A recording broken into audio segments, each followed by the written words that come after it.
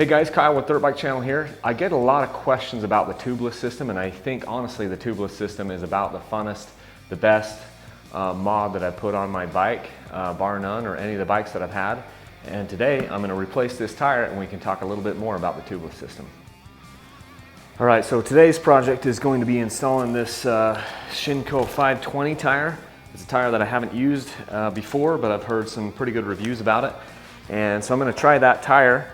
And in the process, I'm going to talk a little bit about the Tubeless system because I'm absolutely in love with the Tubeless system. I've been running it for over a year. And number one thing I love about running Tubeless is it allows me to run a lower tire pressure without the risk of getting pinch flats on my bike. Number two thing I love about running the Tubeless system is it allows me to easily, if I do get some sort of a puncture, you know, out there in the woods, albeit a rock or some stick, it's usually a rock that punctures through my tire, I can easily just throw a plug, just like you would on a four-wheeler or something, right into a tire out on the trail and then pump it back up with a hand pump. So I don't have to carry extra tubes with me because I just carry little plugs and do it that way. So it makes, you know, fixing flats out on the trail super easy. Not only that, but if you don't have a plug with you, that high pressure bead lock locks the tire against the rim, and you can ride back with no air in your tire, especially on the rear. Dude, you can go 50 miles with no air in the tire because you've got that 100 PSI inner bladder that's forcing the bead of your tire out against the rim, so you're not going to ruin your rim and you're actually going to get phenomenal traction on the rear. And then if it's on the front, it's not that big of a deal. You can ride back with a flat tire on the front when you've got that bead lock on. Ease of use. So once you get your Tubeless installed the first time, and then you break the bead off the rim when you're replacing tires, which can be an issue, but it's hard. Sometimes it's hard to get your tire off the bead no matter what, whether you have Tubeless or you're running tubes. But I find that replacing or changing tires when you've got the Tubeless system is every bit as easy, if not a little easier, now that I'm used to it, than it was when I was running tubes. So this is the second or third tire that I've run with this Tubeless system, and as you can see, it's still holding up great. I'm going to clean this thing up and get it ready to put back on. I said I'm going to clean this up, but you wouldn't actually have to do anything. You could just go slap a new tire right back on this thing. I'm just going to clean up some of this grime and stuff that's inside the tire. Something that I really like about the Tubeless on the rear is that you can run less pressure, which means you're going to get more traction on the rear. I love that, because traction is king, obviously, for many reasons. We like traction. On the front, though, it allows you to have obviously a little bit lower pressure than you might run otherwise, and that means you get a better feel on the front. Obviously, that's more traction as well. Another thing I noticed immediately after installing Tubeless on my bike was with the front tire, it didn't deflect off rocks and roots and things as much because that front tire was softer. You're able to run those lower pressures, and that allows the tire to kind of do its magic and kind of absorb all those little bumps and those sharp edges and those square edges and those types of things. And so you end up getting better control and being more confident out there when you're making, hitting those obstacles and things. So I really, really love the fact that I get less deflection when I'm running my Tubeless system. This tire down inside. But seriously, I have put a lot of different modifications onto my bikes as far as just different things, skid plates and rear disc guards and pipes and silencers and heads and all that stuff. And I can honestly say at this point that I think that the mod that I have enjoyed the most and gotten the best bang for the buck has been these Tubeless, the Tubeless system. So I just love it, man.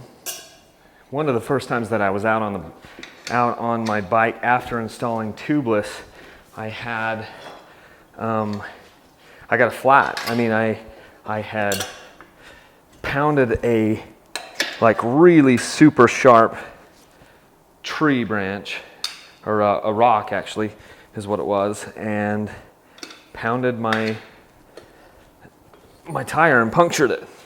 And the cool thing was, because I was running Tubeless, I didn't even know. It was funny because my buddy was like, he's like, hey, we stopped. We'd been riding kind of hard for a little bit. Then we stopped, and he notices my front tire. He's like, dude, your front tire's flat. And I'm like, what? And I look at that, and sure enough, it was flat. And I didn't even know that it happened. Obviously, I was kind of in the zone, in the element there.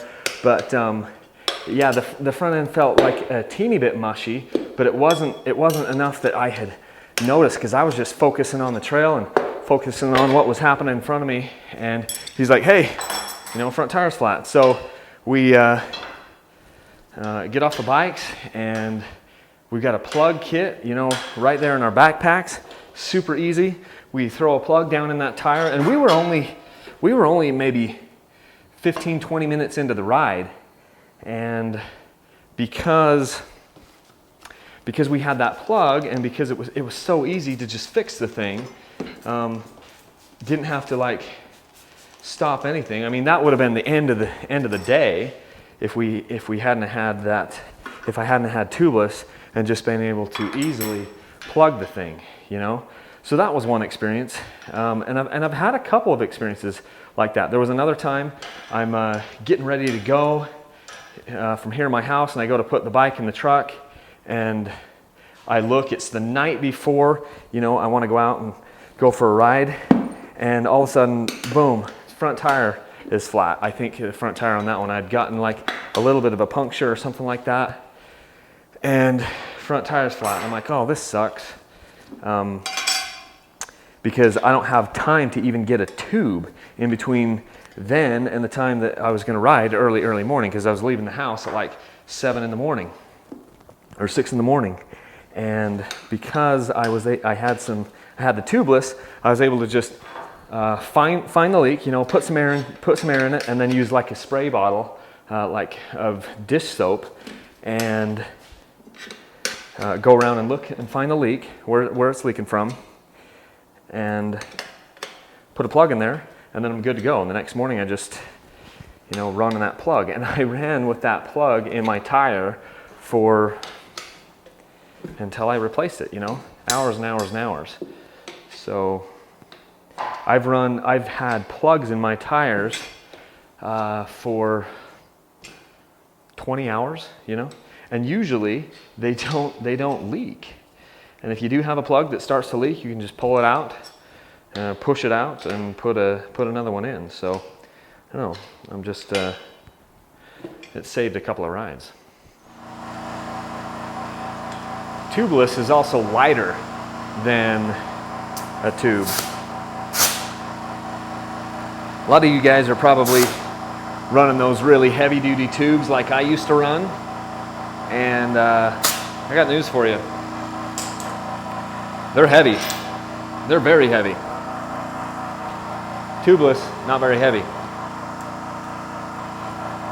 That's another advantage.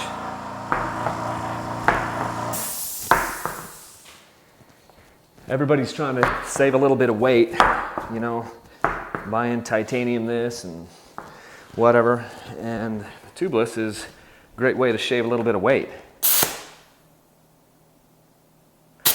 There we go.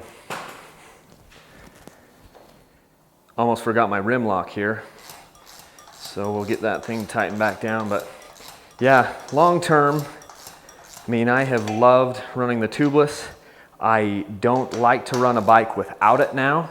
So when I get a bike, obviously it comes with new tires, and the first thing I'm thinking about doing is burning those tires off and then getting a fresh set. And on the fresh set, I'll put Tubeless on. And because I bought a few bikes last year, and so I've run some of my bikes with Tubeless, some of them without. I do have another bike in the garage, the YZF 450. It doesn't have Tubeless, and when I'm on that bike, I can tell, because I have to run more pressure, especially in the front tire, to avoid getting pinch flats. And when I step off, that bike and go over to another bike that has the Tubeless, you can just tell that it's a little bit softer. Obviously, suspension makes a little bit of a difference there too, but it's just my preference now. It's what I want to run on every bike that I've got is the Tubeless. It's lighter, gives you better feel. You get more traction, which is huge. Traction is king, and it is just a phenomenal upgrade. So if you have one thing that you want to do to your bike to improve it a little bit, give you more traction, give you a better feel, look into Tubeless. That would be my suggestion for you. And I guess that's about it.